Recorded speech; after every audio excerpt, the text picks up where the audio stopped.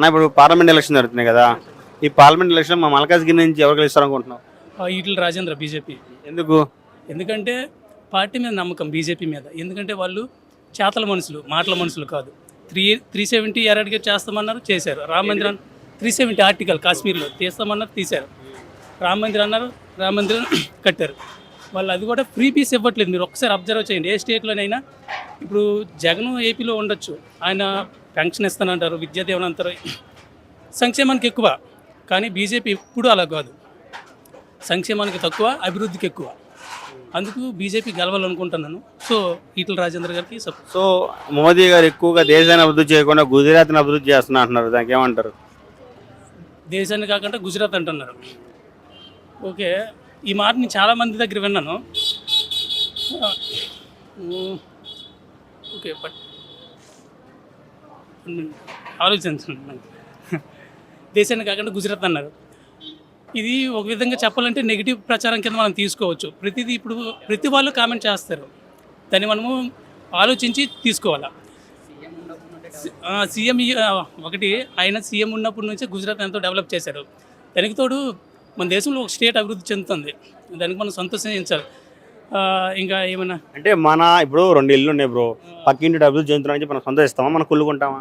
మనం అభివృద్ధి చెందాలి, వాటితో పాటు మన అభివృద్ధి చెందినప్పుడు బాగుంటుంది కదా. ఇప్పుడు అదేనండి, ఇప్పుడు పక్కోడు అభివృద్ధి చెందుతున్నాడు, మనము అభివృద్ధి చెందాలి. మీకు ఎలా తెలిసింది? పక్కోడు అభివృద్ధి చెందడం వల్ల కదా. ఇప్పుడు గుజరాత్ అభివృద్ధి చెందుతుంది, సో పక్క స్టేట్స్కి ఏమనిపిస్తుంది? గుజరాత్లోకి అభివృద్ధి చెందాలనిపిస్తుంది. సో వాళ్ళకి అభివృద్ధి చెందడంలో తప్పులేదు. అలా కాదు, ఇప్పుడు ఆయన తీసుకెళ్ళిన డబ్బు మొత్తం గుజరాత్కి పెట్టకపోతే అన్ని రాష్ట్రాలకు ఇవ్వచ్చు కదా, అన్ని రాష్ట్రాలని అభివృద్ధి చేయొచ్చు కదా.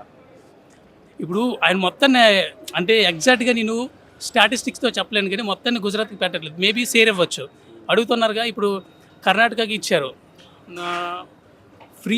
మెయిన్ ఒకటండి, ఏ రాష్ట్రంలో అయితే ఫ్రీ బీస్ ఎక్కువ ఉన్నాయో ఆ రాష్ట్రానికి వాళ్ళు బడ్జెట్ ఎక్కువ ఇవ్వట్లేదు, వర్క్ చేసే వాళ్ళకి ఇస్తున్నారు. సో వర్క్ చేస్తే ఏ కంట్రీ, అదే ఏ స్టేట్ అయితే వాళ్ళ స్టేట్ని డెవలప్ చేసుకోవడానికి వర్క్ చేస్తుందో ఆటోమేటిక్గా వాళ్ళకి బడ్జెట్ ఎక్కువ ఇస్తారు. సో మేబీ గుజరాత్లో వాళ్ళు సంక్షేమాలు కాకుండా అభివృద్ధి కోసం ఎక్కువ పాటుపడి ఉంటారు, అందుకే వాళ్ళకి ఇచ్చి ఉండొచ్చు. సో ఓవరాల్గా బీజేపీ ప్రభుత్వం వచ్చింది అంటారు? రావాలని కోరుకుంటున్నాం. బీజేపీ దేశం బాగుండేది అంటారు? బాగుంటుందండి. ఎందుకంటే వాళ్ళు అంటే అంటారు మ్యాక్సిమం హిందూయిజానికి సపోర్టు, లేకపోతే మత రాజకీయాలు చేస్తున్నారు అనేసి ఆల్టవేం కాదు.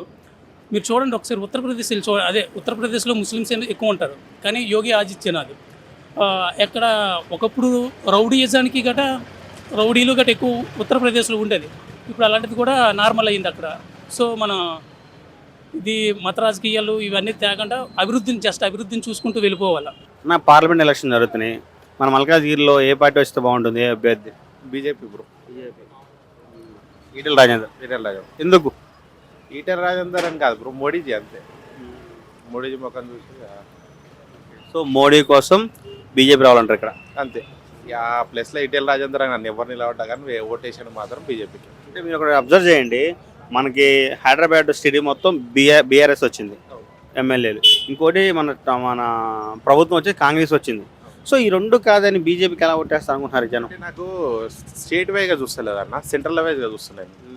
సెంట్రల్గా మోడీజీ పరిపాలనకి ఈ లోకల్ పరిపాలనకి చాలా డిఫరెన్స్ ఉంది. నేను చెప్పేది అదే, ఎమ్మెల్యే కంటే మళ్ళీ ఓటింగ్ చేంజ్ అయిపోతుంది. నేను సెంట్రల్ వరకు చూస్తేనే ఓన్లీ బీజేపీ. సో అంటే ఇది ఎడ్యుకేట్ పీపుల్స్ తెలుసు, మన స్టూడెంట్స్కి తెలుసు, కానీ పల్లెటూరులో వాళ్ళకి ఇవన్నీ తెలియదు కదా, సెంటర్లో ఇదన్నీ తెలియదు. ఓన్లీ లోకల్ ఏది ఉంది ఎవరు చెప్పుకుంటారు దాన్ని బట్టి వాళ్ళు ఓటేస్తారు కదా. అది కరెక్టే, కాకపోతే ఇప్పుడు నా ఒపీనియన్ అయితే అదే కదా.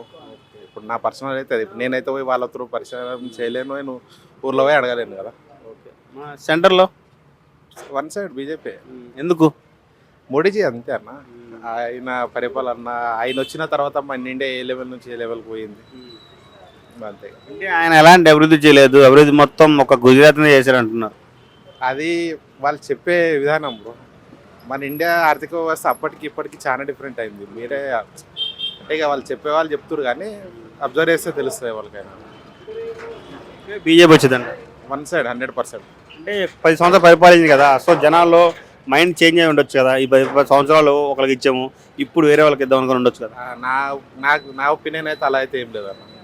ఆ ఒపీనియన్ స్టేట్ వరకు ఉండే, టీఆర్ఎస్ అన్నారు పోయింది. బీజేపీకి అయితే ఆ ఒపీనియన్ అయితే లేదు.